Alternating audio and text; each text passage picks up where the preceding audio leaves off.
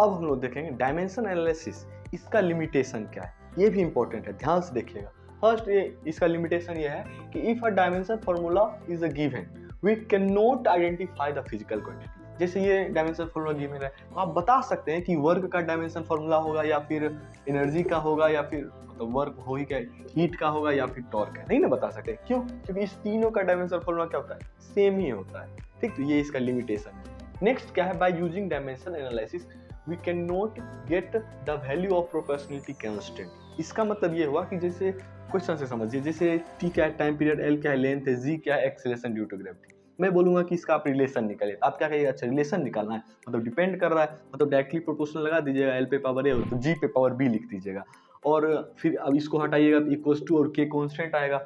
अब मकसद क्या हो गया, ए और बी का वैल्यू ही निकालना, तो यहाँ से आपको ए का वैल्यू 1/2 आएगा और बी का -1/2, मतलब यहाँ से आप ये लिख सकते हैं √L/G।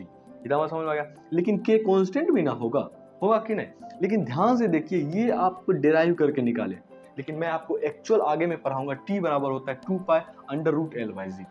तो एक्चुअल आप जो 2π का वैल्यू के का था वहां तक आप गए नहीं ना गए, ये भी इसका लिमिटेशन था। ठीक, नेक्स्ट क्या है कि we can derive a formula when 3 और less than 3 fundamental physical quantity is given. मतलब 3 या 3 से कम कोई फंडामेंटल फिजिकल क्वांटिटी गिवन हो तभी आप उसका क्या कर सकते हैं, रिलेशन निकाल सकते हैं। जैसे ये वाला निकाल सकते हैं, यहाँ पे देखिए तो 1 2 3 4 फंडामेंटल फिजिकल क्वांटिटी है, वो आप नहीं निकाल सकते, इसको आप डिराइव कर ही नहीं सकते। जैसे ये कर देते थे, इसको आप नहीं कर सकते। इतना बात समझ में आ गया?